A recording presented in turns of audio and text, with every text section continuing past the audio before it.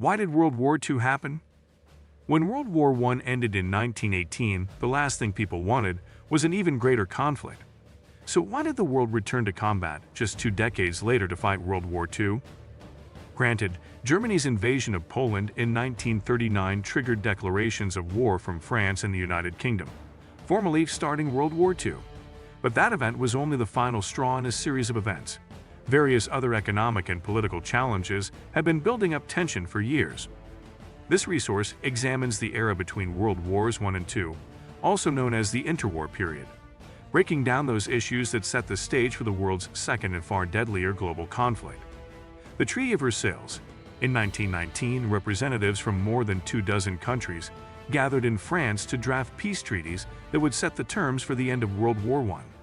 However, in a break with tradition, those on the losing end of the conflict were excluded from the conference. This particularly stirred resentment in Germany, the largest and most powerful defeated country. Without German input, the victors, led by the United States, France, and the United Kingdom, decided what peace would look like after the conflict. Thus, President Woodrow Wilson wanted to structure peace according to his framework for preventing future global conflicts. This framework, known as the 14 Points, advocated for the establishment of an international organization called the League of Nations, which would be based on the idea of collective security, meaning the invasion of one country would be treated like a threat to the entire group. Wilson's 14 points also called for arms reductions and free trade and helped lay the groundwork for the principle of self-determination, the concept that groups of people united by common characteristics should be able to determine their political future. Meanwhile, French Prime Minister Georges Clemenceau, fearing a resurgent Germany on France's border, pushed for a deal that seemed to some more punishment than peace. Negotiations dragged on for months, but in the end, the Treaty of Versailles forced Germany to accept blame for the conflict, give up its overseas colonies and 13% of its European territory, limit the size of its army and navy, and pay reparations, financial damages, to the war's winners. Back home, Germans were incensed and staged protests over what they saw as harsh and humiliating terms. In 1923, Nazi leader Adolf Hitler said the treaty was designed to bring 20 million Germans to their deaths and to ruin the German nation. One of the central tenets of the Nazi Party was to undo the deal, and campaign promises like those helped the group gain followers. The exact role of the peace agreement in dooming the world to another war is still hotly contested. But some observers at the time had doubts it would ensure an end to hostilities. Economist John Maynard Keynes quit his post with the British delegation to Versailles over the treaty, which he argued was too punitive and would lead to catastrophe in Europe. One French military leader predicted with alarming accuracy that the treaty did not represent peace, but rather an armistice for 20 years. The aftermath of World War I revealed that the way leaders make peace can be used as kindling for the future fires of war. The failed League of Nations. The League of Nations emerged from the Treaty of Versailles with 32 member countries, including most of the victors of World War I, and eventually expanded to include Germany and the other defeated nations. Despite President Wilson's ardent campaigning, the U.S. Senate rejected membership. Under the organization's founding agreement, these countries promised not to resort to war again. The League was premised on the idea that security threats to one member demanded responses from all members. But when it came time to respond to those threats, the organization largely failed. The League's Department for Settling International Disputes required unanimous agreement before taking action, which severely limited its ability to act.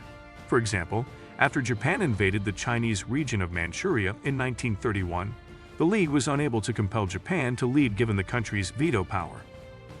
In 1935, Italy invaded Abyssinia, now Ethiopia, and once again, the League's response was minimal. In an urgent address to the organization, Ethiopian Emperor Haile Selassie asked, "What had become of the promises made to me?" The unrealistic optimism that helped doom the League also plagued international relations more widely at the time. For example, the 1928 Kellogg-Briand Pact obligated its signatories to resolve conflicts without resorting to violence. However, the pact was effectively meaningless, as countries like Germany, Italy, and Japan blew through international agreements meant to prohibit aggression and expansionism, and countries, such as France and the United Kingdom, refused to act to preserve the balance of power. Traumatized and weakened from the First World War, the League's great powers proved not only unable to respond to these security threats, but uninterested in addressing them. As a result, the group's toothless response to blatant aggression only encouraged more invasions. By the onset of World War II, the League had been effectively sidelined from international politics. Many experts believe its lack of U.S. membership doomed the organization from the start. Meanwhile, the withdrawal of other countries, Germany, Italy, and Japan, had all left by 1937, also undermined the group's credibility.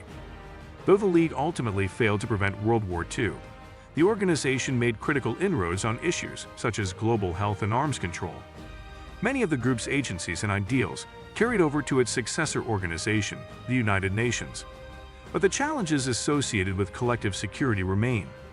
Even amid the COVID-19 pandemic, the United Nations has struggled to take action due to disagreements among powerful member countries. The rise of Hitler, Germany's road to the Second World War, began near the end of the First when it signed an armistice in November 1918. Although leaders on the front lines saw the war was unwinnable, others refused to accept defeat. A myth began to take hold that Germany could have won the war had it not been for unrest at home. This myth, promoted by conservatives and the military, falsely accused Jewish people and left-wing activists of stabbing the country's war effort in the back. Some cult members of the Weimar Republic, Germany's new democratic government, the November criminals, and blamed them for Germany's loss in World War I. Then, back-to-back crises hit the German economy. In the early 1920s, the country experienced hyperinflation, a situation in which prices skyrocketed so quickly that German currency lost much of its value. Savings were suddenly worthless, and by 1923, buying bread required a wheelbarrow for carrying bills. After a period of economic recovery, and a moment in which it seemed democracy could take hold in Germany, the Great Depression kicked off a new era of financial and political turmoil. Between 1929 and 1932, German unemployment skyrocketed nearly fivfold, eventually affecting a quarter of the labor force. Against this backdrop, popular support for the Nazi Party surged.